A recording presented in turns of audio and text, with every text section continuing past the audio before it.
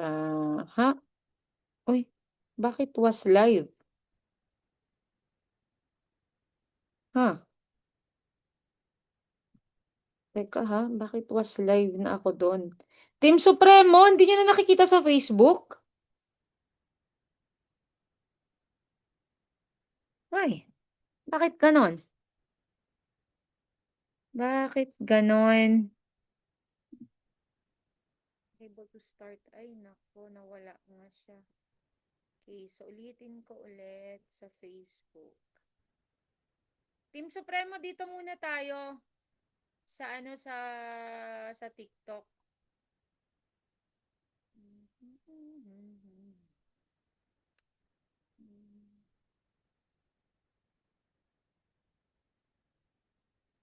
In 1 minute.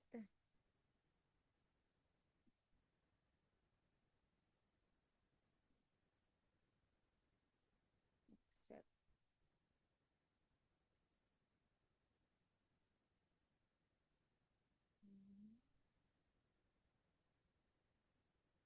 Yan na yan. Pinapakita. Ay, nako. Ito yung ang aga-aga mong nag-ayos. Tapos, ganito yung mangyayari. Nakakainis. Go live. Go live. Team Supremo, dito muna kayo please sa TikTok. Yan. So, mag-start na tayo in a few seconds.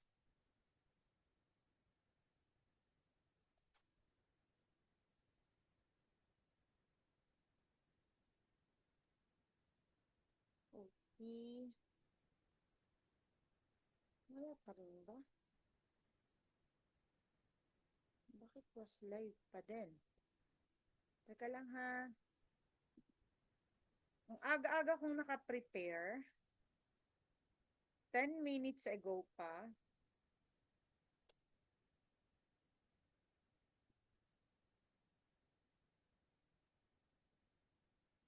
Okay. Alright. It's okay na. Alright. Jam, it's so maingay. Okay, so let's start. So once again, this is Gurography. It's a free let review ha. Totoo naman. So we do drills. Yan. So may drills tayo. If you want to do drills, just send me a message. Sa Blue Up na po. Diretso na po sa Blue Up kayo mag-send ng message para may add ko na kayo sa GC. Alright? And then, meron pa tayong YT channel. Yon. So, ginawan ko na rin how do you call that? Na-organize ko na yung mga yon kasi kulang na yung time nyo. So, if you want to watch yung mga videos ng mga lumabas, yan. So, just still send me a message. Okay? And then, ipasok ko kayo sa Team Balagtas. Andun lahat yung mga links. Okay? Alright. So, andyan ba sila? Okay, may nanonood sa FB. Okay. Yan. Okay, so, of course, social science majorship po tayo ngayon kasi Saturday. Okay? Yan. So, ito yung TOS. Alright. So, if naka-enroll ka sa akin, makukuha mo tong PDF na to. Okay, so, recall round. Teng, teng, teng. Okay. So, which section of a research paper provides a detailed interpretation of the results and connects them back to the literature? Okay? So, is it discussion or results? Okay, yellow ba or red? So, which section of a research paper provides a detailed interpretation of the results and connect them back to the literature? Okay? Is it discussion or results? Okay, yan. So, sumagot po kayo. So, ito yung recall run. Ito yung napag-aralan natin last week, last Saturday. Yan, and para lang ma-recall natin. Okay. So, ano yung sagot nyo dyan? Sumagot po kayo. Ano yung sagot nyo dyan? Gold, sabi ni Gold, okay. Sige, kasi gusto mo ng gold, no? Ayoko ng yellow, gusto ko ng gold, sabi niya. Okay. So, sabi niya gold. Is it gold? Alright. Is it gold? Let's see. Yellow, sabi niya. Alright. Okay, so let's see. Ay, ano yan ay? Okay, so of course, the answer there is, tama kayo, gold discussion. Kasi unang-una nakalagay na nga dyan ng result eh. Ini-interpret mo yung result. Okay, so of course, it's a discussion. Okay, good job. Second, ay may pa ganun. Okay. Next, bipedalism. Okay? Ang tinatanong ko dito is, ano yung unang naglakad? Okay, gamit yung dalawang paa. Okay, Australopithecus ba yan or Homo erectus? Okay, so bipedalism.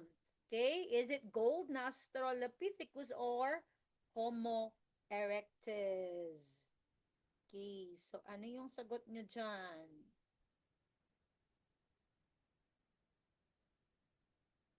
Pag-isipan yung mabuti. Pag-isipan yung mabuti. Bipedalism, sabi niya. Okay?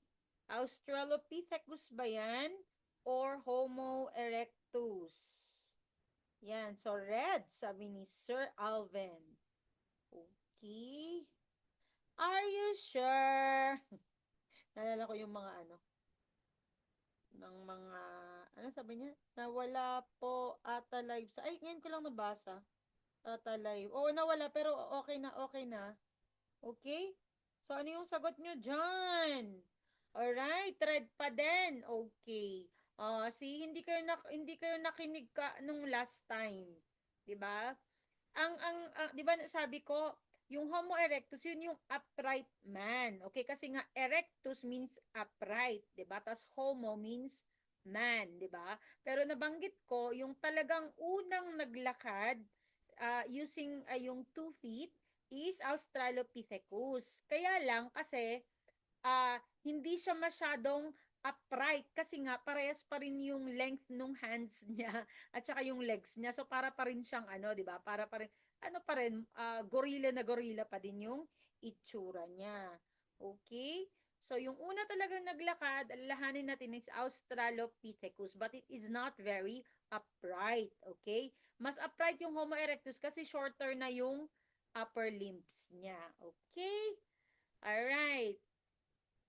Next, lack of random assignment. Okay, is it true experiment or quasi-experiment? Yan. So, lack of random assignment, ibig sabihin, hindi siya, yung mga participants, hindi siya na-assign randomly. Okay? Ibig sabihin, predetermined sila. Okay? So, is it true experiment or quasi-experiment? Okay? So, for example, tayo, di ba? Tayo, uh, sabi niya, ay, hindi kayo maira-random assignment. There would be lack of random assignment. Ibig sabihin, yung gagawa ng experiment, sila na yung magsasabi na, doon ka sa doon ka sa group A, okay, doon ka sa group B. Ganyan, okay? Hindi nila ilalagay yung mga names nyo halimbawa sa fishbowl tapos inuhugot nila. Ito pupunta sa group A. Paghugot nila yung name mo, punta ka sa group A, ganon. So ano yung sagot doon? Okay, sabi na is quasi-experiment. Tapos may nagsabi ng red. Okay, ang galing nyo dyan. Yes. So, tama po yan. Okay, so the answer there is quasi-experiment. Okay, very good. Okay, so hindi randomly assigned. Okay, kasi pwedeng magugulo kasi yung structure. Yan. Alright. Ito naman, what major geological feature is it associated with the ring of fire? Okay? Yan. So, ito yung tectonic boundaries. Okay? Divergent tectonic boundaries ba yan or convergent tectonic boundaries? Okay. I hope okay yung kita nyo. Okay ba yung kita nyo? Kasi, pag sa yung phone na ginagamit ko, okay. Pero pag tinitingnan ko sa iPad ko, parang hindi nakikita. So, sabihan nyo lang ako, ha? Kung nakikita nyo ng ayos o hindi. Yung tanong, kung buo o hindi. Okay? Aba, ang galing. Convergent, sabi nila. Alright, so let's reveal. And, yes. Alright, so the answer there is convergent. Tama. Okay, ibig sabihin, nag-uumpugan sila. they come together. Yung mga tectonic plates, they come together and then nag-uumpugan sila, okay? Which is of course the opposite of divergent. Alam naman natin yan, divergent kahit pa sa Prof Ed, 'di ba? Yung divergent is pa-diverge, 'di ba? Pahiwalay-hiwalay, ganon. Okay. Good job kayo diyan. Alright, next, it has order. Okay, so ito yung mga type of data. Okay, ano yung type of data na may order? Ibig sabihin, may mababa, may mas mataas, mga ganon. Okay, for example, happy, happier, happiest, yung mga ganon. Okay, is it ordinal or nominal? Okay, it has order. Okay, first, second, third, fourth, fifth, ganon. So, is it ordinal or nominal? Okay. Ang gagaling nyo ah. Ba't ganon? But I am very proud of you guys. Okay? Ang galing nyo. Yes. So, over order, O for ordinal. Very good. Okay? Kasi yung nominal is N for N. Okay? Nominal for names. Okay? So, wala siyang order. Okay? So, for example, ano yung gender mo? Babae ako. Okay, lalaki ako. Okay, wala namang sinasabi na mas mataas ang lalaki, wala namang sinasabi na mas mataas ang babae. Good job kayo dyan. Sabi ni Ma'am Aizalia, it's no nominal or names. Good job. Alright. Alright. So we go now to number 1. Are you ready? Okay. Alright. So a regressive tax system disproportionately affects okay, A, high-income earners, B, corporations, C, low-income earners, or D, exporters. Okay, so this is a kind of a tax system. Okay, so a regressive tax system disproportionately affects high-income earners ba yan? B, corporations, C, low-income earners, or D, exporters. Okay, so ilagay po natin yung number. Okay, please put the number kasi tawag doon, ma-RR tayo. Yan, pwedeng mag-black screen yung iba. Tapos hindi nila makita yan. Paki-follow na lang din ako please para pag yung nag-ARR, pag nawawala, pwede nyo akong balikan. Okay, sana all binabalikan. Okay, aba, ang galing-galing nyo ah. Okay. Okay. Or hindi ka nagkopyahan yan? Okay, so very good kayo John. So it is low income earners. Okay, why? Okay, kasi yung regressive tax, ito yung it does not matter kung may trabaho ka, kung wala kang trabaho, may pera ka o wala, yun pa rin yung tax. Okay? Ano yung mga example niya? Excise tax, especially yung excise tax, tariffs, di ba? Pare-parehas lang naman eh, di ba?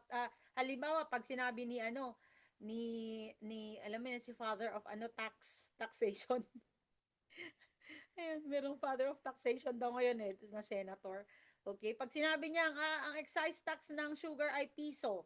Okay, so lahat tayo babayaran yung excise tax na yon pag bumibili tayo. Okay, so syempre, talagang pinaka-affected yung low income kasi high income ka man, low income or no income at all. Okay, mag-aano ka pa rin. Yun pa rin yung babayaran mo. Okay, good job kayo dyan. Alright, bonus question. Oh, may bonus question pa. Number 1. Number 1 pa lang tayo, may BQ na tayo. Actually, medyo heavy ngayon, tonight, okay? Which term describes a tax system that takes, so iba naman tong klase ng tax system. Which term describes a tax system that takes the same percentage of income from all taxpayers regardless of their earnings level? Okay, A, progressive tax, B, regressive tax, C, proportional tax, and D, value added tax. Okay, so which term describes a tax system that takes the same percentage of income from all taxpayers regardless of their earnings level? A, progressive tax, B, regressive tax, C, proportional tax, and D, value added tax. Okay. Yan. So, ibig sabihin, wala na yung regressive tax, di ba? Kasi alam na natin yung regressive tax, yun yung parehas yung binabayaran mo na tax. Okay? Regardless of your income. Okay? Ang sinasabi naman nito nun is percentage ng income mo. Yun naman yun. So, it is connected to your income naman to. Yan. C. C.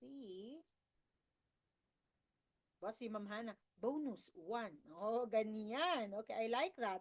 Okay, very good. Yes, ang galing niya Yes, akala ko mahihilo kayo dito. So, it is proportional tax. Okay? Kasi, yun yung, ito yung, sabi nga, percentage of income paid in tax. Okay? So, tama naman yun. So, kahit ang income mo ay 10,000, 50,000, 100,000, pare-parehas yung percentage ng tax na binabayaran mo. Okay? 20% pa rin.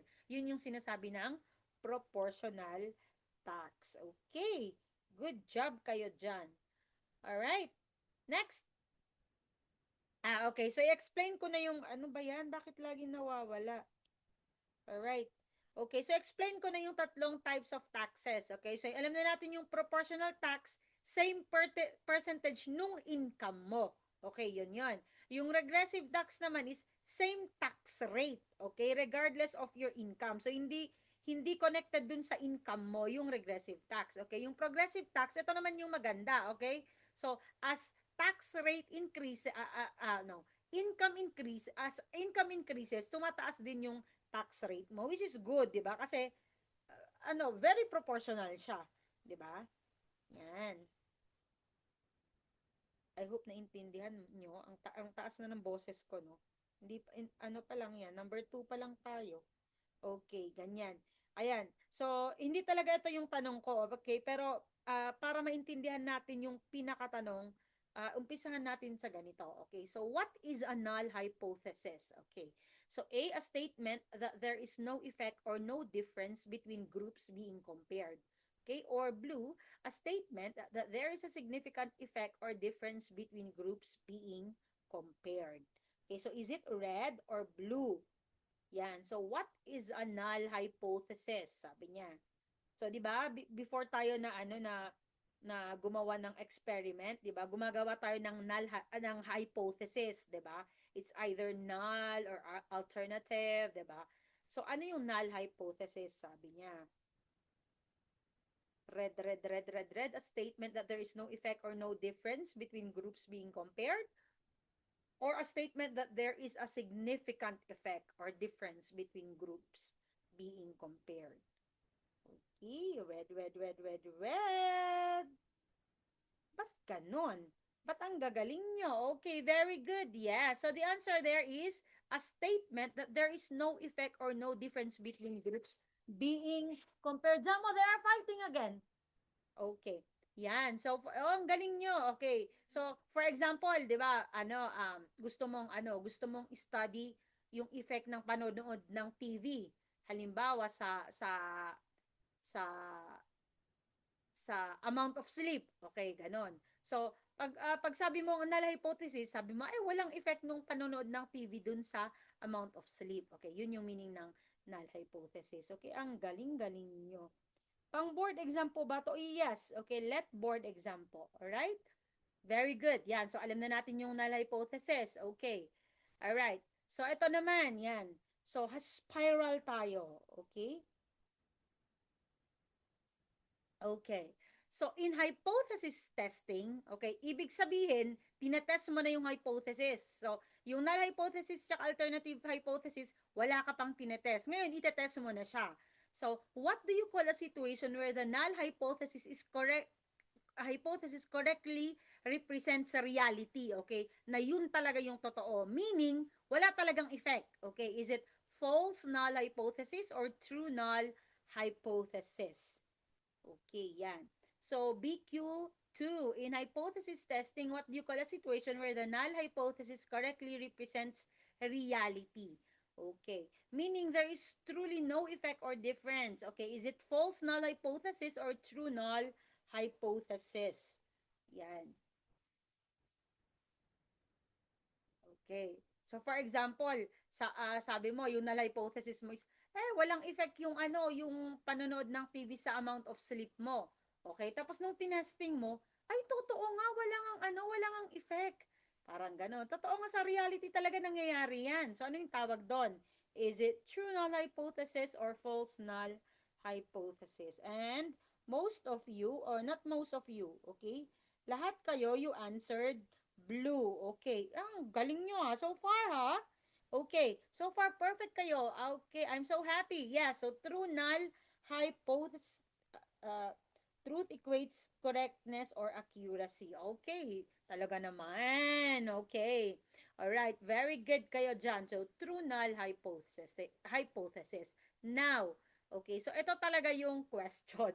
Okay, so kaya ako ginanyan para konti-konti nating maintindihan. Okay. So, there are two types of error. Okay, pagdating sa sa testing ng null hypothesis. Okay, so a type 1 error occurs when a researcher A accepts a false null hypothesis ba yan? B rejects a true null hypothesis. C fails to collect enough data. And D uses the wrong instrument. Okay. Yan. So a type 1 error occurs when a researcher A accepts a false null hypothesis, B rejects a true null hypothesis, C fails to collect enough data, and D uses the wrong instrument. Okay. D, B, B, B, ba't ganun kagaling? B, okay, very good kayo dyan. Yes, and the answer here is rejects a true null hypothesis. Okay. Alright. So, ito yung dalawang type of error lang siya. Okay. So, yung type 1 is we are talking about a true null hypothesis. And nasabi na natin kanina, yung true null hypothesis is totoo. Okay. Kung ano yung totoong nangyayari na wala talagang effect. Okay. So yung type 1 error, rini-reject mo. Okay? Ibig mong sabihin, ah, wala kang nangyayari eh, pero rini-reject mo, pinagpipilitan mo na, hindi, may nangyayari talaga. Parang ganon, okay? So may feelings pa talaga, ano? Yan. So hindi nga, meron nga talaga, may effect talaga. O ganyan, okay? So anong pwedeng effect noon? Nagsayang ka pa, di nag-experiment ka pa kung pagpipilitan mo lang din naman yung gusto mo. Okay, yan. Ito namang yung type 2 error, we are talking about false null hypothesis. And what is false null hypothesis again?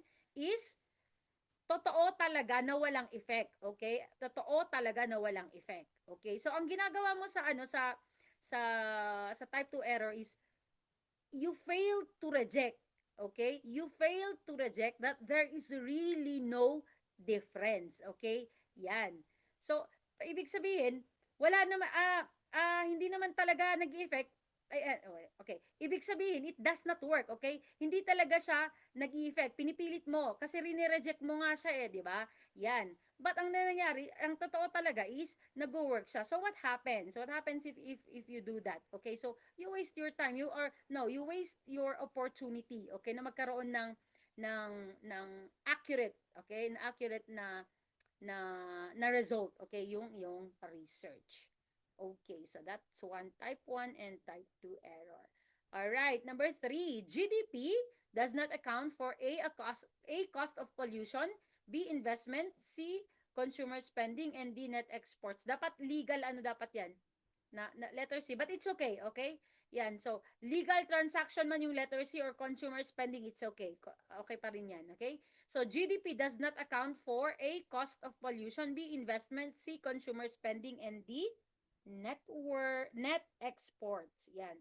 So, alam naman natin kung ano yung GDP, yun yung amount of service, okay? Produced domestically. Yan. So, ano yung hindi na isasama dyan? A, cost of pollution ba yan? B, investment. C, consumer spending. And D, net exports. Yan. Okay. Sabi ni Aban, what if my feelings pa siya sa'yo, coach? Parang null hypothesis yan. Ay, nako. Kaloka. Alright, parang gagaling nyo Okay, very good. Yeah, so the answer there is cost of pollution. Okay, tama naman yon. Okay, pag nakalagay dyan yung legal transaction, kasama pa rin yon. Okay, pag nakalagay dyan illegal transaction, yun din ang hindi kasama. Okay, pero pinalitan ko kasi yan ng cost of pollution. Okay, bakit? Kasi gusto kong alalahanin nyo, okay? Gusto kong alalahanin nyo kung yung cost of pollution. Ano ba yon? Saan na i-account yon? Yan. Saan na i-account yung cost of pollution? Yon. Kasi 'di ba yung sa GDP is Okay lahat yan. Yung cause of pollution, go pa rin yan. Ganon. So, saan na i-account yung cost of pollution? Saan? Is it GDP? GNH? Uh, GPI?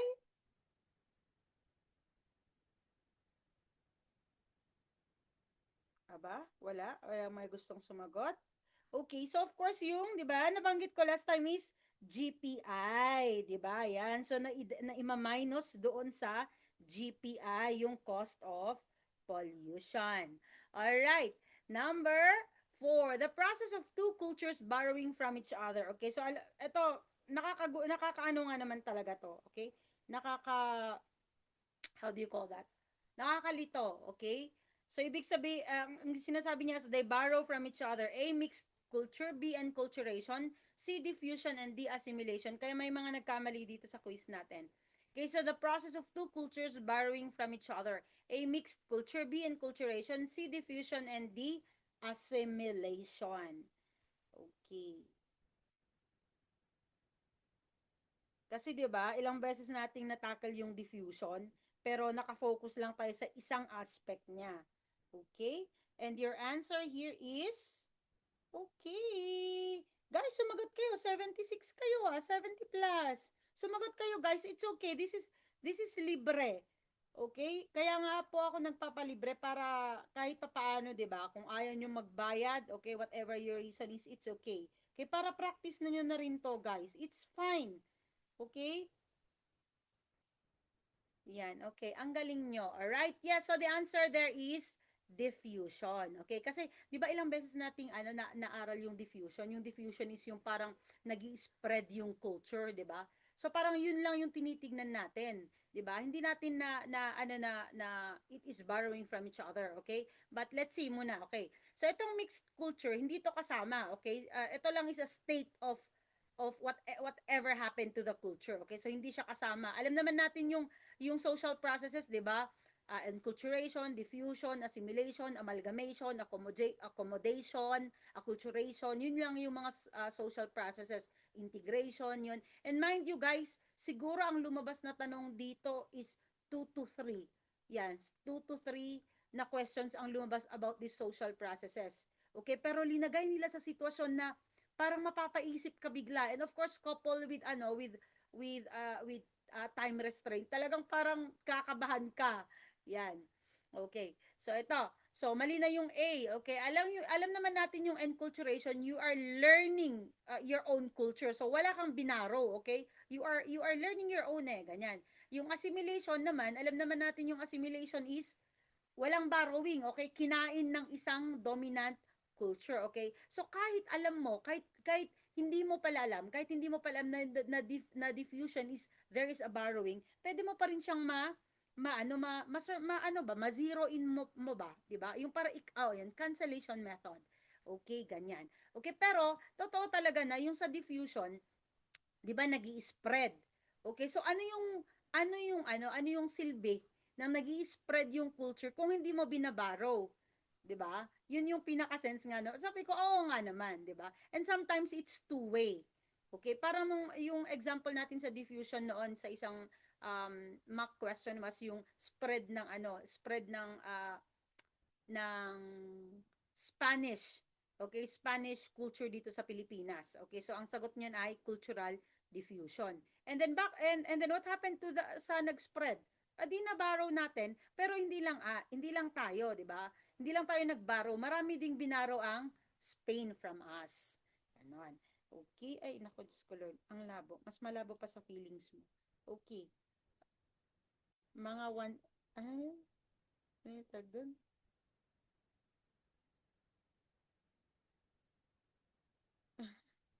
Ano yung sinabi mong mga 1 a.m.? Alright. Okay. 1 a.m. Tamang-tama matatapos tayo. Di mag-live ka naman, Sir Fernando. Ano yung nina-live mo? Okay, manood kami after. Alright, okay. So, ito naman. So, explain ko lang hindi ito yung explain ko Ito ay complete. Okay, ito yung complete na it can be your babasahin. Okay, ito yung gagamitin ko. Alright? Ay, hindi ko pala linagay yun. Okay. But anyway, dito na natin. Basahin nyo na lang yan. Okay? Gusto kong laruin natin para active ba. Okay, yan. So, ito yung anim. Amalgamation, acculturation, accommodation, assimilation, diffusion, and ano yung isa? Enculturation. Okay, so, basahin nyo na lang yung ginawa ko, ha? Ganyan. If may PDF kayo. Kung hindi kayo naka-avail sa PDF, screenshot nyo na lang pag pinost ko to. Yan. So ito, yung dalawang culture nagsasakop, it's either intermarriage, okay, there are many reasons kung bakit nagsasakop, okay, so nagsanib pala din nagsakop, nagsukob pala dapat. Nagsanib yung dalawang culture, okay, and then nagkakaroon ng bagong culture. Ganon. So ano yun? Is it amalgamation, acculturation, accommodation, assimilation, diffusion, or enculturation? Yan. So, yung dalawang cultures nagsanib, nagkaroon ng new blended culture. Yan. Ano yung sagot niyan? Yan. Mas maalala nyo pag ganito kasi yung daldal ako ng daldal. Okay.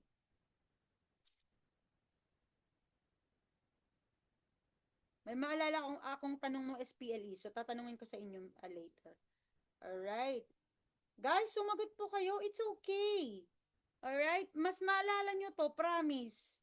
Alright, very good. Yes, so the answer, yes, very good kayo doon. Okay, so the answer here is amalgamation. Okay, very good. Ito naman, yung dalawang culture, okay, they try to adapt a little bit from each other.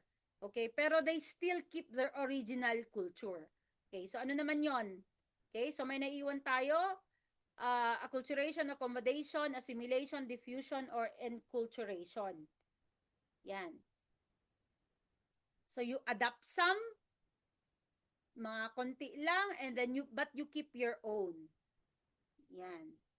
Okay, so I think yung isang example dito is yung halimbawa sa Muslim ka, halimbawa tapos nag-aaral ka sa Catholic school. Parang ganon. So they don't impose kung ano yung sa Catholic school. Okay? So they let you, for example, they let you pray, they let you use your hijab ba yung tawag doon? Parang ganon. So ano yung tawag doon? Accommodation pala. Totoo ba yan? Yan. So, ibig sabihin, parang nonchalant ka lang. Sige, you do your own, I do my own. Parang ganon. Okay? Alright, very good. Yes. So, ano yung sagot nyo? Ay, teka.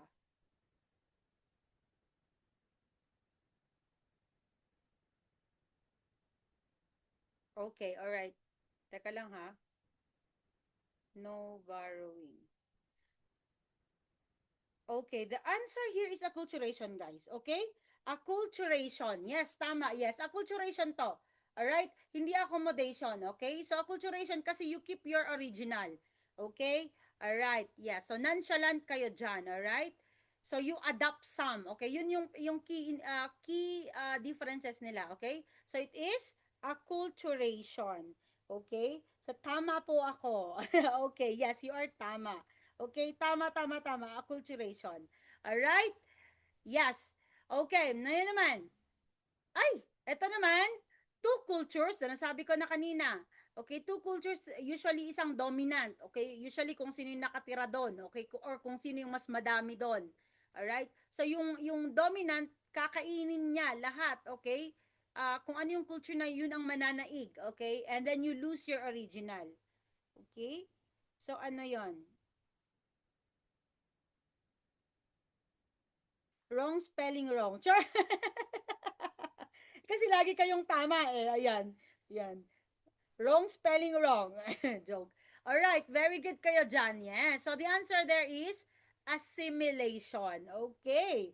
Very good. Okay, ito naman, of course, very ano na to. Isa lang yung culture. You are learning your own. Ano yung tawag doon? Learning your own? Learning your own. Okay, very easy na to. Okay, very good. It is enculturation. Okay, so alam nyo, madali lang sa pag yung parang inaalam mo yung meaning niya. Okay, pero dapat, kaya dapat memorize niyo talaga yung core concept niya. Kaya linagay ko na ganyan, two cultures, may ganyan, may blended, para ganun. Alright, ito naman, okay? Ito naman yung dalawang group, okay? So they coexist, okay? Pero walang nagbabaro, okay? Yun pala yun, yung ano niya. Yes. So yun. So you just each other, parang ganon. Okay? Yan. Okay. All right, very good. Okay, so yes. So, yun yung key differences nila. Okay, so yung acculturation, they coexist, pero there is borrowing. Di ba? But they still keep their original. Okay, ito naman yung accommodation, they just accommodate each other. Okay, hinahayaan lang nila. Okay, hinahayaan lang nila na gawin ng bawat isa ang gusto nila. Okay, yung pala dapat yun. Alright? Okay, very good. And of course, the answer yung culture spreads, tapos borrowing may happen. Okay, of course, that is diffusion. Okay, very good. Now, ito yung tanong ng SPLE namin. Okay, so, yung first na dalawang question ata yon, parang madali ko lang nahulaan eh. Pero ito, pinag-isipan ko talaga. Okay, so pag-isipan nyo nga, sabi niya, yung mga Pilipino daw sa New York, they still na ano na sila, syempre, matagal na sila sa New York, 'di ba? So of course may na ano na sila doon, okay? Nag-live na sila doon. Pero they still practice their Sinulog festival. So ano 'yon? Is it acculturation, accommodation, diffusion, assimilation, enculturation, or amalgamation? Okay. Mm, 'yon.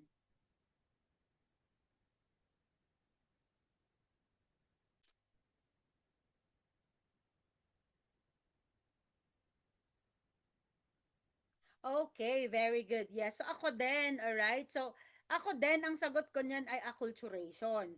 Kasi ang pinag-uusapan natin is yung mga Pilipino doon, 'di ba?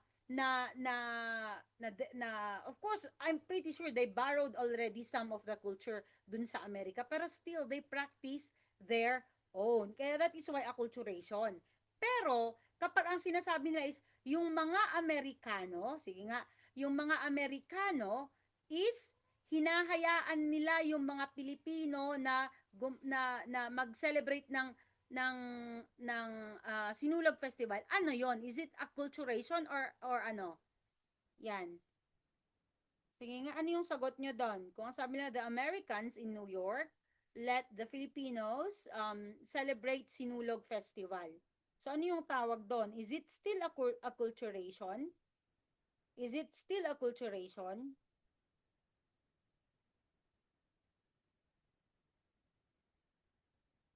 Yes.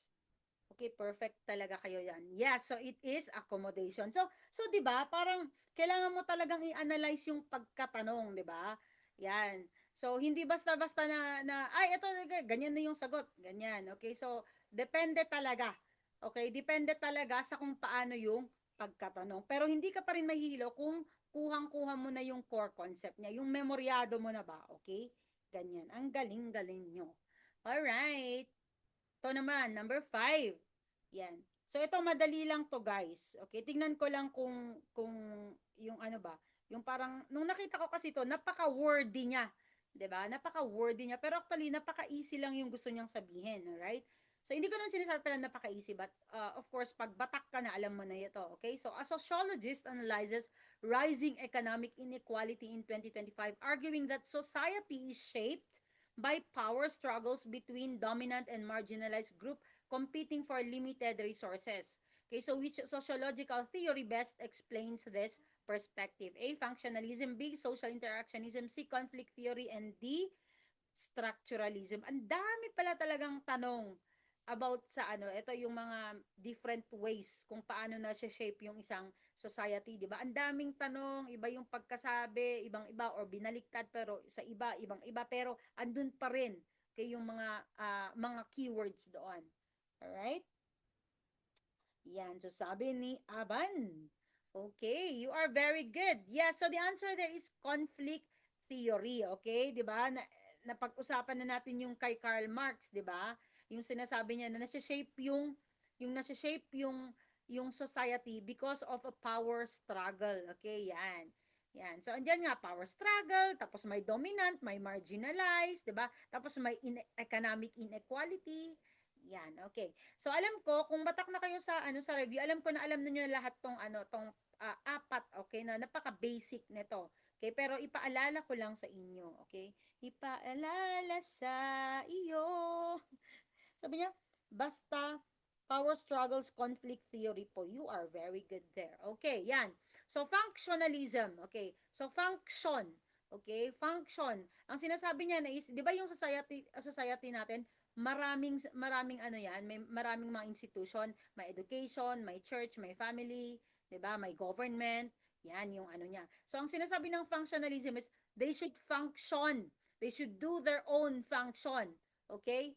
And work together, okay, para ma-shape yung isang a society. Okay, yan. Yung symbolic interactionism naman, okay, is yung ano, uh, yung ang mga bagay-bagay hindi mo tinitignan as it is, okay?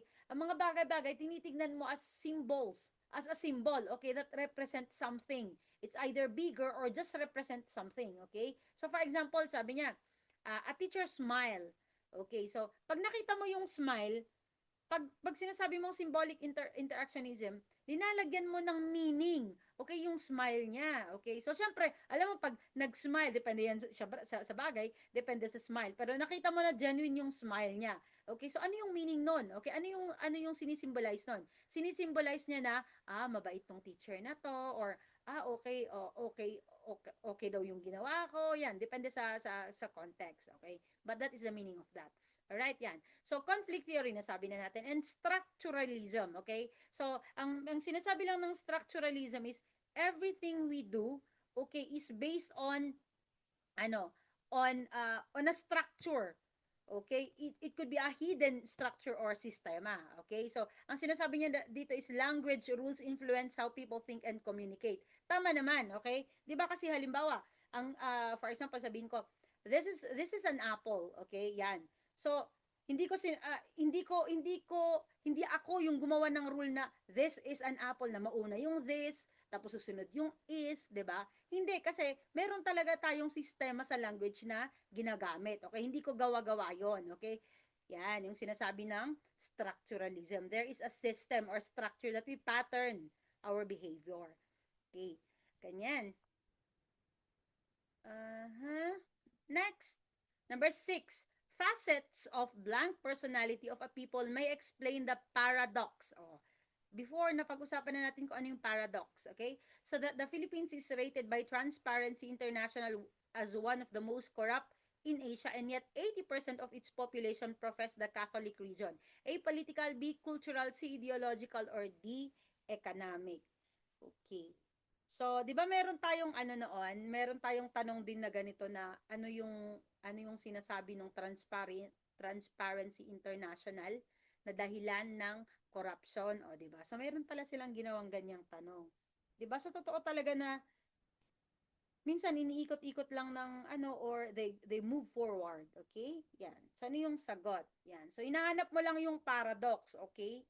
Yan, nasabi na bakit despite na 80% sa atin dito sa Pilipinas ay they have faith, kahit sabihin mo ng hindi Catholic, 'di ba?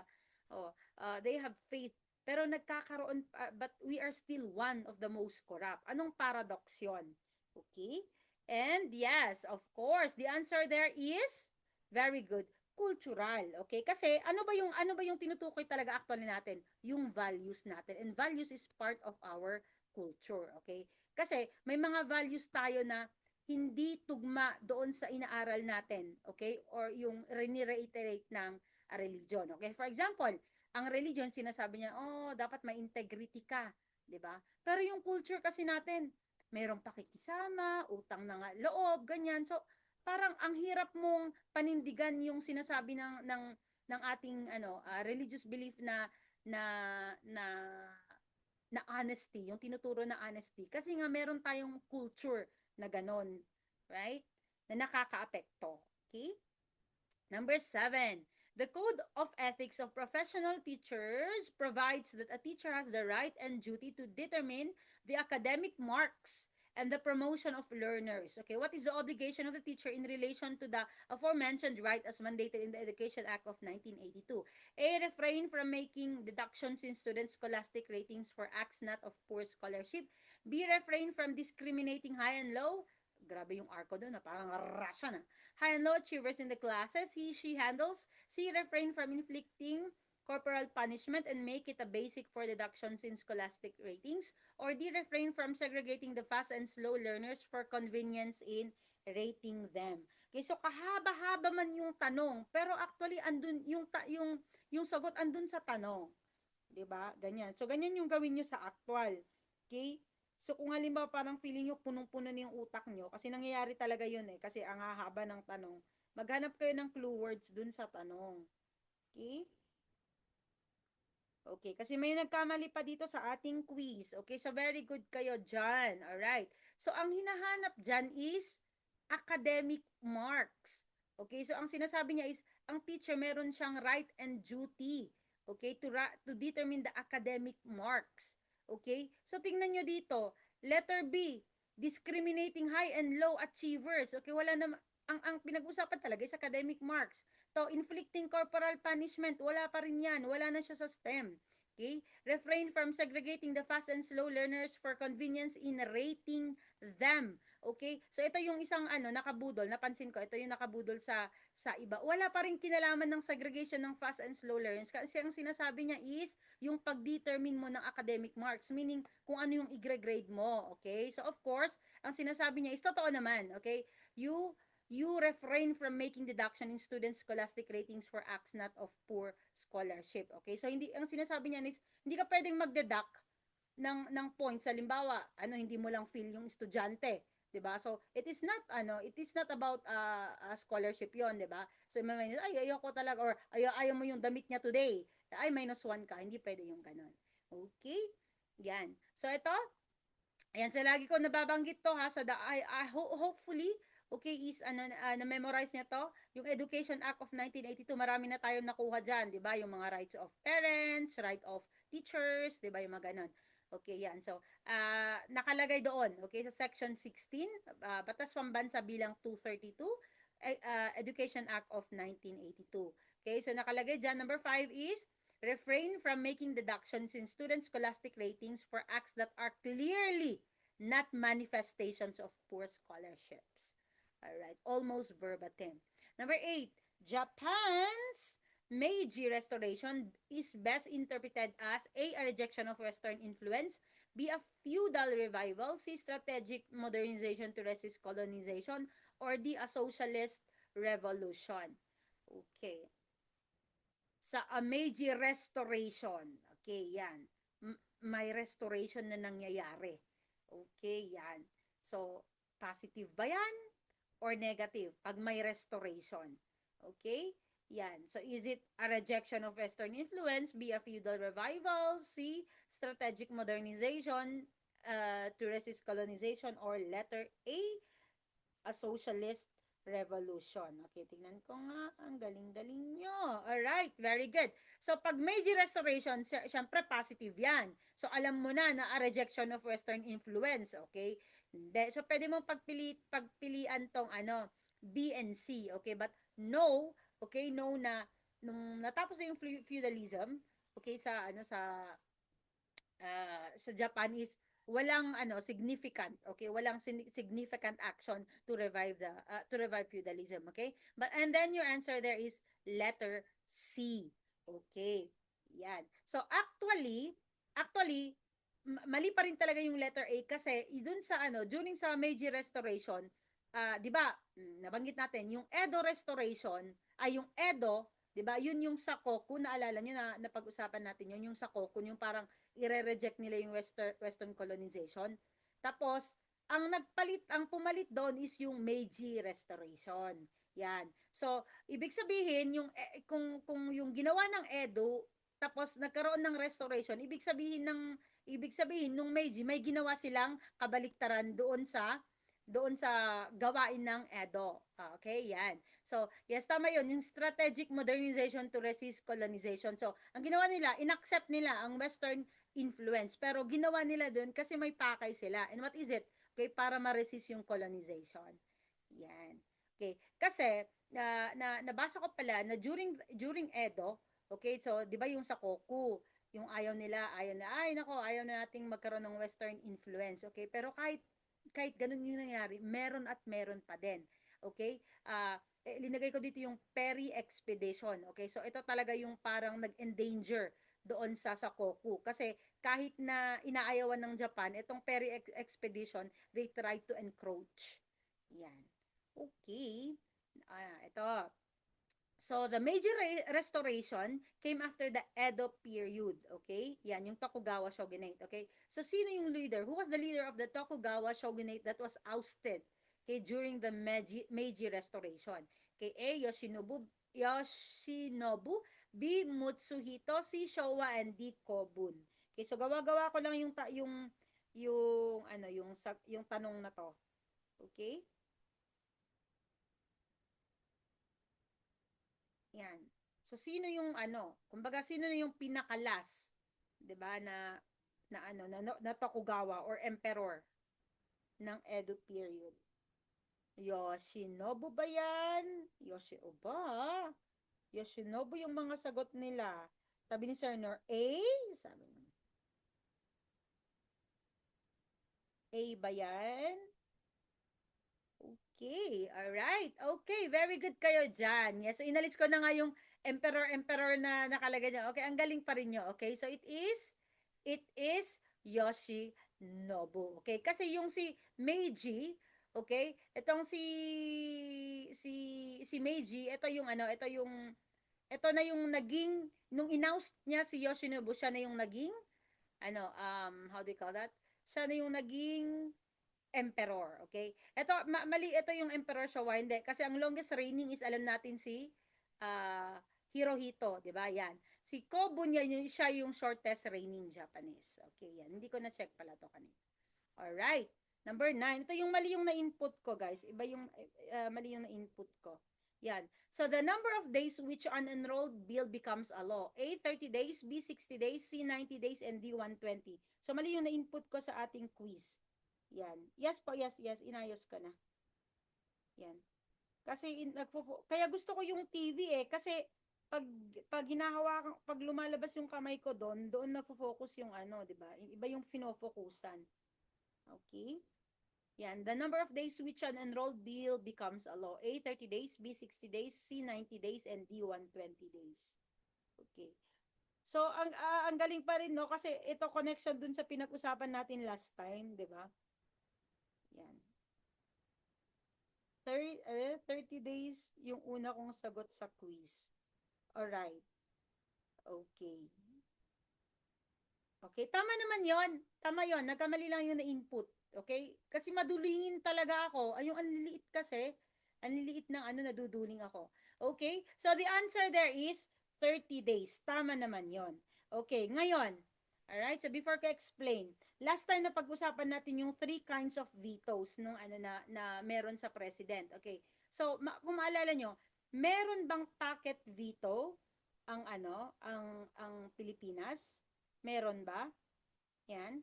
So ang pocket veto is, ang meaning nun is hindi ka gagalaw. Okay? So for example, binigay mo yung bill dun sa presidente, tapos hindi gagalaw yung presidente. So ang mangyayari, walang saysay yung bill. Yun yung meaning ng pocket veto. Yan. So meron ba tayo? Yes or no? Meron ba yung presidente ng ganon? Yan, na pag hindi siya gumalaw, is walang mangyayari. Parang kumbaga, you kill the bill. Kill bill. Yan. Nabanggit ko to last time.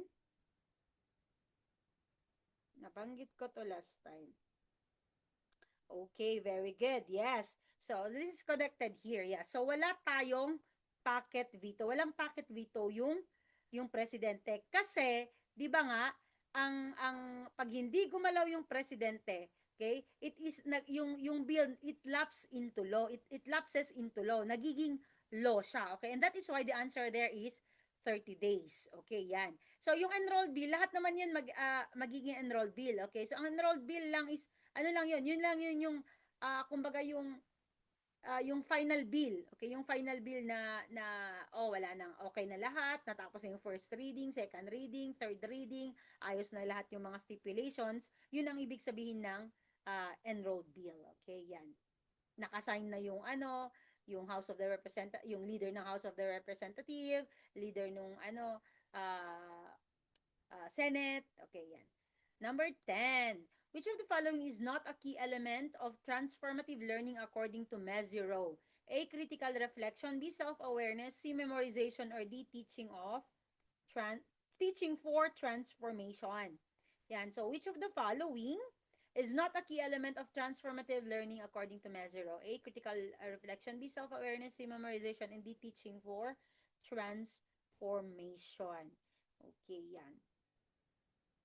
Okay, so, tawag doon, gusto ko lang sabihin, pag Wednesday, free po tayo, full video, a full live discussion ng Janet at saka Prof. Ed. Okay, yan, kung may mga bago man dito. Yan, so, and then if you want to answer drills, okay, message me doon sa Blue App na. Diretso na tayo sa Blue App and then i-add ko kayo sa GC. Alright. Okay, yes. Okay, so pwede naman talagang ika-cancel mo to, 'di ba? Okay, kasi from the word transformative pa lang 'yan, 'di ba? Ibig sabihin, may magandang nangyayari, okay? If you transform something. Yes. And the answer there is memorization. Okay? But we have to know, ano ba muna yung transformative learning, okay? So ang sinasabi ng transformative learning is china-challenge mo yung kung ano yung nakasanayan, okay? Like existing perspective.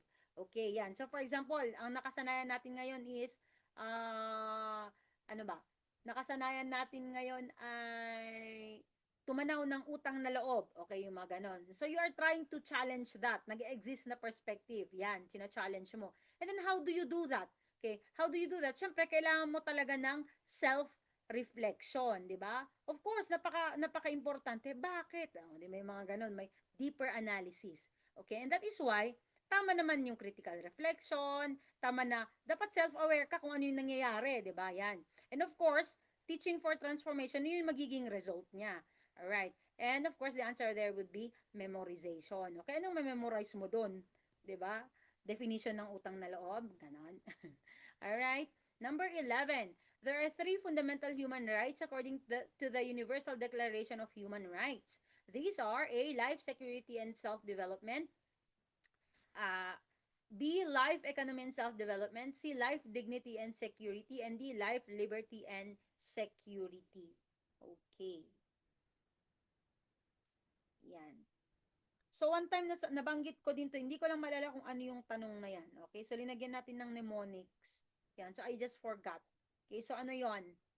Alright, ang sagot niyan ay letter. Okay, alright, very good kayo, John. It is LLS. Right, okay, so ganyan. So the answer there is LLS. Tama yan. Life, liberty, and security. Okay, nasa Article 3, okay, na human uh, uh, uh, Bill of Rights. Okay, Bill of Rights. Okay, may bayad po ba ang drills? Wala po. Okay, wala pong bayad. Yan. Lalo na sangre. Okay, walang bayad po. Okay, right. Majorship po to, social science. Ang Janet at saka Prof. Ed every Wednesday po at 10 p.m. Alright. Next. Number 12. Value-laden ideas that indicates the learner's behavior such as his attitudes, interests, aspirations, beliefs, etc. A. Behavior indicators. B. Attitude indicators. C. Aptitude indicators. Or D. Value indicators. Okay, so ito yung mga ayoko ng mga tanong, yung napaka-wordy, yung mga ganon. Okay, so basically, ang sinasabi lang niya is, ano yung value-laden ideas? Okay, alam naman natin yung value-laden. Okay, ibig sabihin, pukpok ng values. Okay, yan. So, ano yung mga value-laden that reflects, okay, na nagre-reflect or okay, nagpapakita ng attitude, interest, aspiration, beliefs. Okay, ganyan. So, is it A, behavior indicators, B, attitude indicators, C, aptitude indicators, or D, value indicators. Okay, ganyan. 10 p.m. po, 10 p.m. Yan. Yan. So ano itong mga value-laden ideas, okay, na nagre-reflect kung ano yung attitude ng isang tao, halimbawa, ganyan. Kung ano attitude niya, ano yung interest niya, aspiration, beliefs, parang ganon. Okay? So for example, ang ano niya, ang interest niya ay ano, ang interest niya ay ah tumutulong, nakita na, 'di ba? Ang tumulong, yung mga parang ganon or pag may friend siya na ano na umiiyak is she is there to listen, ayun ganon. Yan. So it indicates something, okay? And that something is what, okay? Parang ganon yung sagot. Okay? Okay, all right. So, may sumagot ng A.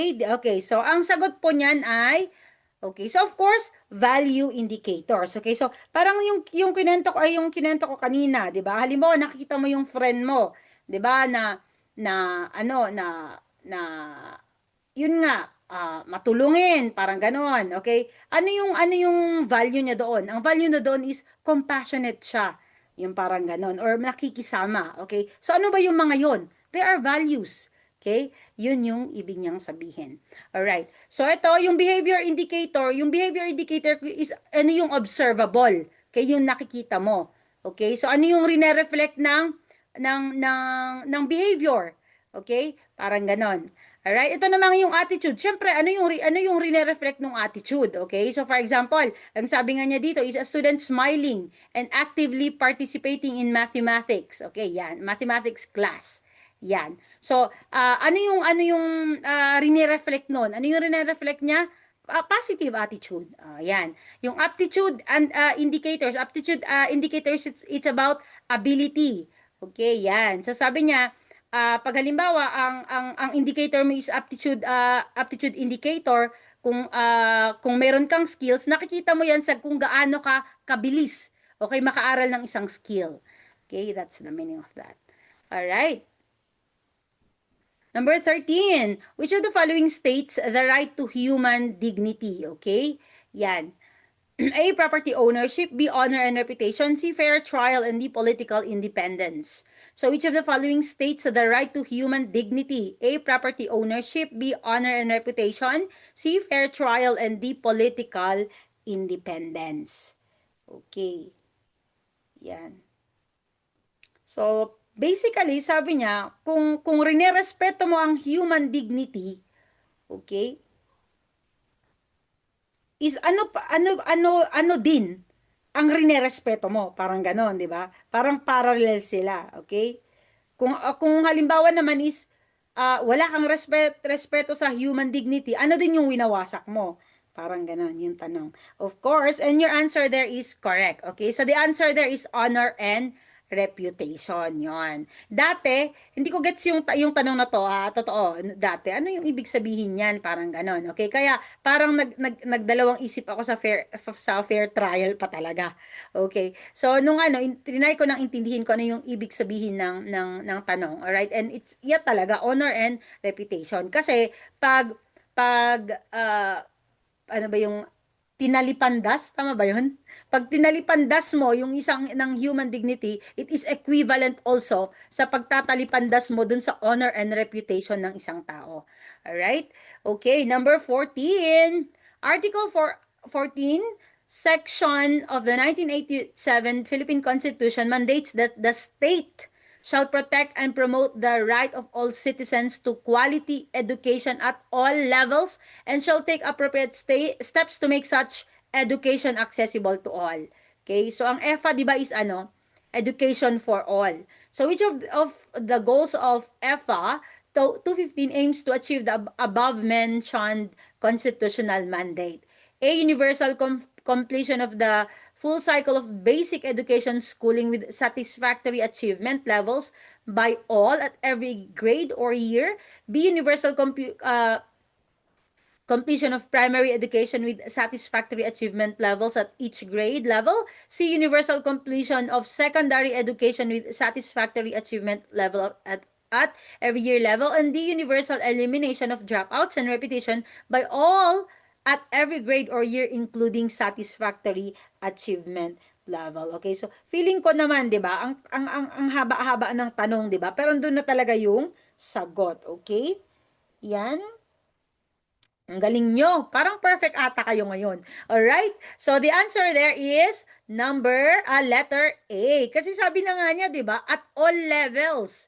Di ba? So, tignan nyo, primary lang yung sinasabi ng B. Secondary lang yung sinasabi ng D. Okay, tapos ito naman, universal elimination of dropouts. It is not talking about education for all. Okay, di ba? Yan. Kaya nga 'di ba, libre sa Pilipinas ang basic education. Alright, so, yan. Ito naman yung ating stock knowledge, SK. So, 164 government together with partner organizations from around the world made a collective commitment to dramatically expand educational opportunities for children, youth, and adults by 2015. Yan. So, ito yung kung saan tayo nag-base ng EFA. Okay, so the World Education Forum where this commitment was made was held in what country? Yan. So, saan na ano yan? So, Dakar, Senegal or Tokyo, Japan? So, Dakar, Senegal kaya yan or Tokyo, Japan? Red, red, red, red, red. Bakit red? Okay. Alright, okay. So, very good kayo dyan. So, the answer there is Dakar, Senegal. Okay, yes. Alright. Okay, so ito na yung last question natin na ating free. Okay, and then punta na tayo, Team Supremo, punta na tayo sa ano. Okay, so in a company, employees agree to work overtime without extra pay during a crisis because they believe maintaining the company's stability and protecting their coworkers' jobs is more important than personal convenience. Wow. What social orientation does this situation illustrate? A. Individualism. B. Capitalism. C. Collectivism. And D. Liberalism. Okay. So, in a company, employees agree to work overtime without extra pay. Okay lang. During a crisis. Yan. Because they believe maintaining the company's stability and protecting their co-workers' job is more important than personal convenience. Yan. So, what social orientation does this situation illustrate? A. Individualism. B. Capitalism. C. Collectivism. And D. Liberalism. Okay. Yan. So, yes, so the answer is in the question as well, okay? So, ibig sabihin, collectivism talaga yan, okay? Yan. So, how do you call it? Corporate mind, di ba? Yan. Group thinking. Yan. Alright? And of course, it is the opposite of individualism. Okay? Alright, okay. So maraming maraming salamat guys. Okay, sa nagtapos nito. Okay, so every Saturday you can join us. Okay, dito for Social Science Majorship Partial. Okay? So itutuloy pa namin to hanggang 50. Okay? Yan sa Gen Ed at saka Prof Ed sa Wednesday at 10 p.m. Okay? So once a week lang tayo muna kasi hindi pa kaya. Alright? So maraming maraming salamat po sa inyong lahat. Alright, so punta na tayo guys. Ilalive ko na ulit doon sa ano. Kung hindi ko alam kung bakit nawala. Alright. Alright. Punta na tayo. Guys, punta na tayo doon.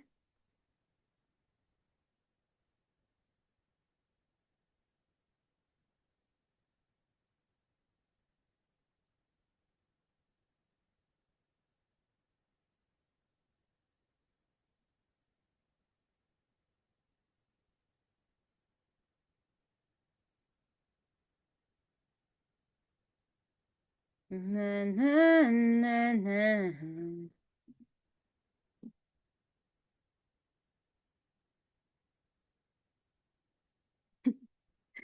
Natawa ako dun sa post ni Ma'am Trace. Okay. Diyan na ba tayo?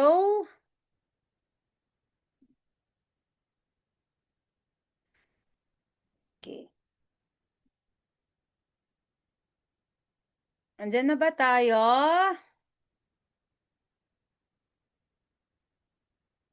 Oh, bakit was live pa rin? Okay, wait lang. Hinahanap natin ang ating live. Hmm.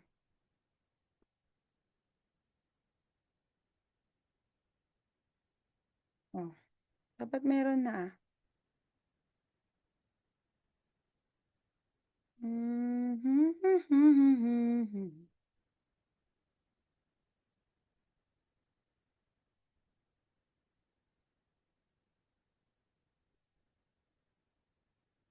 Bakit wala? Nakikita nyo guys?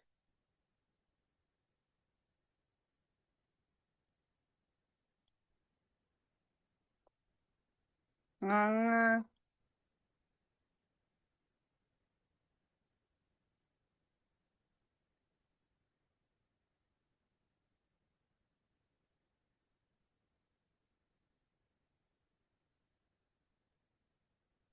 Bakit wala yung ating live? Eh, naka-live na siya.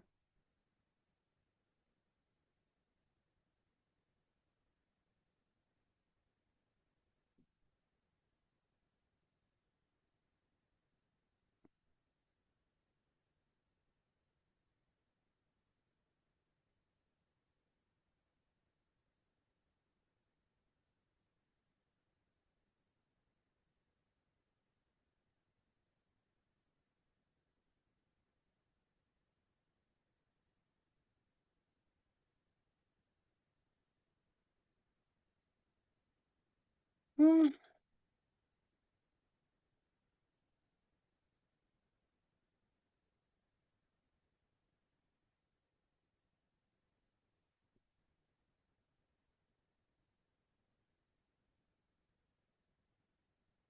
Ayun. Okay.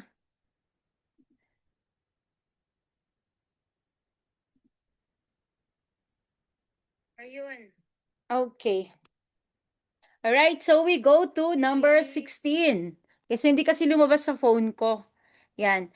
So, which of the following would refer to the funnel effect? Okay, so A, criminal justice is fully implemented in the Philippines.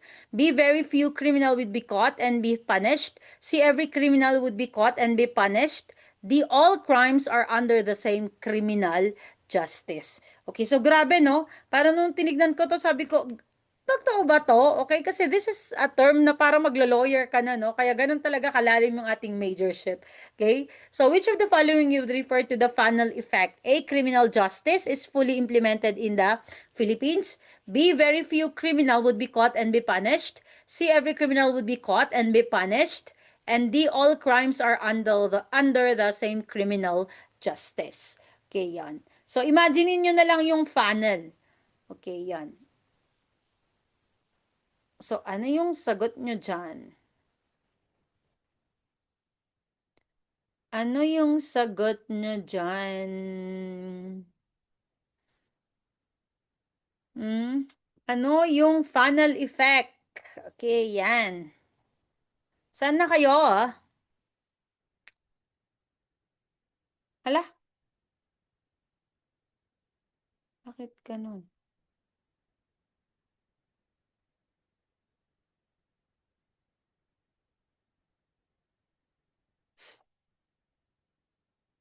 What is the funnel effect?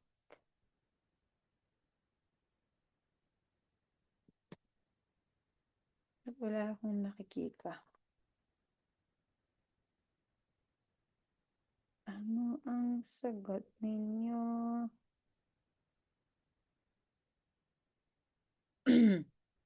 Saan na kayo, guys? Can you see me?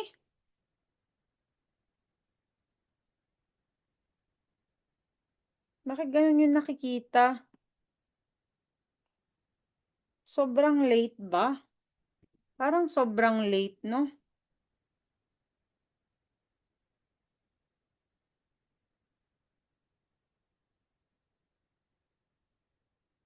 Oh my gulay. Nawala na naman ba? Doon naman.